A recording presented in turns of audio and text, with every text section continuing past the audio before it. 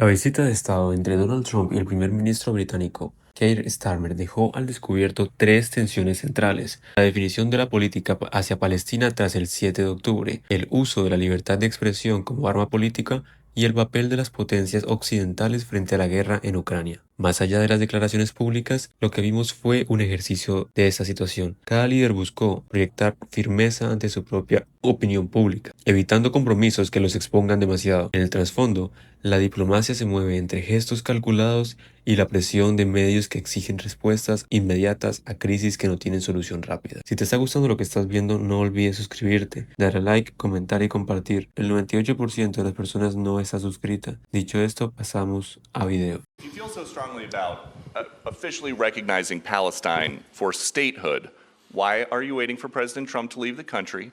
Why can't you just do it right now? And isn't there a risk in rewarding Hamas with that? Well, let me be really clear about Hamas.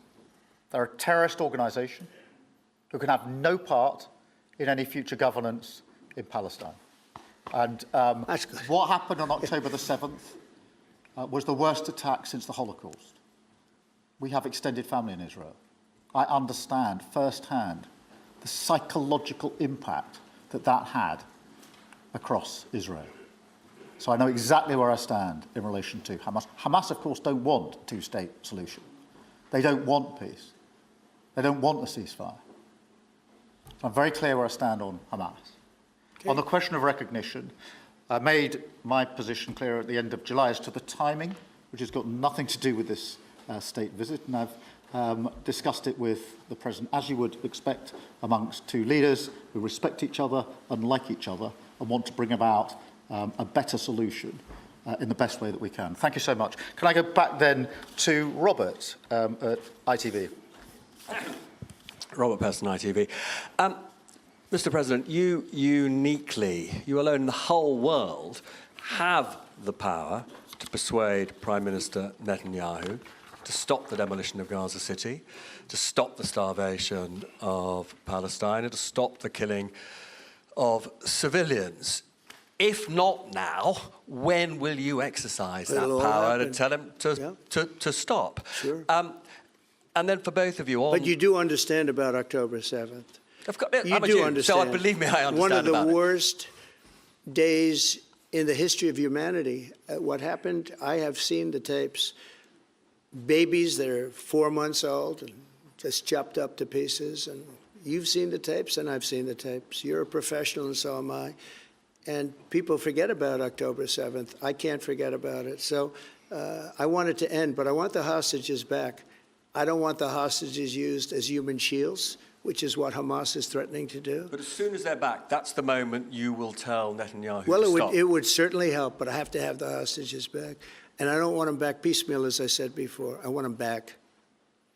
And on a separate issue, free speech, your Vice President, Vance, said that free speech is under attack in the UK. Do you agree with him? And Prime Minister, we saw the dismissal of a very well-known chat show host in America last night, Mr. Kimmel. Is free speech more under attack in Britain or America? Well, Jimmy Kimmel was fired because he had bad ratings more than anything else, and he said a horrible thing about a great gentleman known as Charlie Kirk. And Jimmy Kimmel is not a talented person. He had very bad ratings, and they should have fired him a long time ago. So, you can call that free speech or not. He was fired for lack of talent. Yeah, please, go ahead. Yeah, I mean, firstly, on the question of Charlie Kirk, can I just express how shocking that is, I think, to everybody who believes in free speech and in democracy.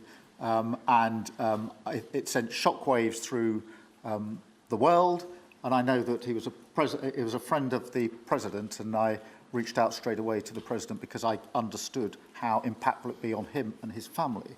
And we all need to be absolutely clear about that. Whatever our political views, it is shocking and is to be condemned.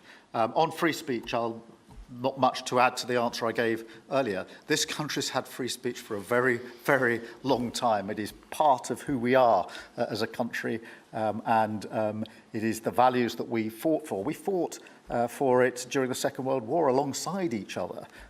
So we need no reminding of the importance of free speech in this country. Thank you, Robert. And I go to Beth for the final question, please. Beth. Thank you so much. Sky. Thank you, Beth Rigby, Sky News. Thank you, Prime Minister. If I could start with you. Prime Minister, President Trump has said he's ready to impose major sanctions on Russia if NATO countries stop purchasing Russian oil. He's got a point, hasn't he? Is that what you now believe is needed to bring Putin properly to the table? And what's your message to the President on US sanctions? And Mr. President, if I may, the King praised your personal commitment last night to finding solutions to the world's most intractable conflicts.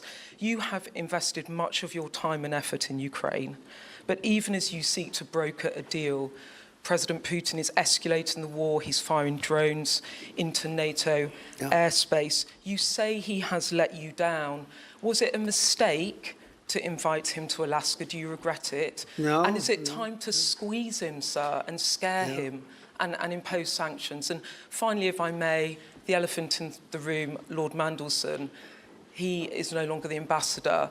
Do you have some sympathy with him that he lost his job over historic links to Jeffrey Epstein? Thank you very much, sir. I don't know him, actually. I had heard that, and I think maybe the Prime Minister would be better speaking of that.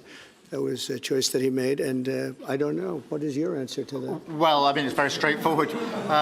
Some information came to light last week which wasn't available when he was appointed, and I made a decision about it, and that's very clear. On the question of the pressure on Putin and on Russia, which is obviously really important, look, I think it is a challenge to Europe. There are a number of European countries which are too reliant on energy from Russia. The UK actually obviously has almost got nothing at all, but we do need to bear down and work with our European counterparts here. There are one or two countries, I think, that do need to look again at the question of energy. There's no one silver bullet here. We do have to have a wider suite of sanctions, which we've put in place a number of times, working across Europe and with the United States. And of course, we must, and we are, making sure that Ukraine is in the strongest position now, because one of my long concerns here has been that whilst we talk about a ceasefire, and we all want a ceasefire, and we talk about what might happen after a ceasefire, we mustn't forget that Ukraine needs our support now. And we've said we stand with Ukraine from the start to the finish, and that means we must continue to supply them with what they need in order to fight this war, which of course resulted from and is a result of Russian aggression. We have particularly done the sort of leadership role in the coalition of the willing, so that if there is a ceasefire and if there is a deal, and I do hope there is, that is then lasting and not then broken, because given previous history, I don't trust Putin. Thank you. Very simply, if the price of oil comes down, Putin's going to drop out. He's going to have no choice. He's going to drop out of that war. And when I found out that the European nations were buying oil from Russia, and as you know, I'm very close to India. I'm very close to the Prime Minister of India. I spoke to him the other day, wished him a happy birthday. We have a very good relationship. He put out a beautiful statement, too. We have, but I said, you know, I sanctioned them.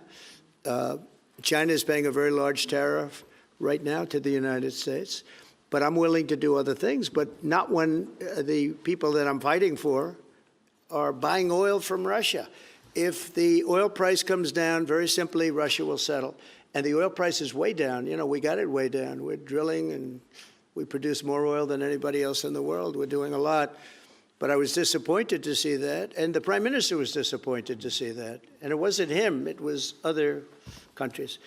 And you can't do that. La cumbre en Londres no solo mostró la cercanía entre Estados Unidos y el Reino Unido, también evidenció los límites de esa relación cuando se trata de decisiones que impactan millones de personas fuera de sus fronteras. Ahora la pregunta es, ¿serán capaces estos líderes de transformar la situación en resultados tangibles o seguiremos viendo promesas que se diluyen con el tiempo? ¿Qué opinan ustedes de este tipo de visitas que generan avances reales o solamente son un espectáculo diplomático? ¿Desde dónde los ven? ¿Creen que Trump y Starmer realmente buscan soluciones o solo refuerzan posiciones internas? Suscríbanse a Rumor de Estado, den like y compartan este video para seguir analizando sin filtros la política internacional y su impacto en Estados Unidos.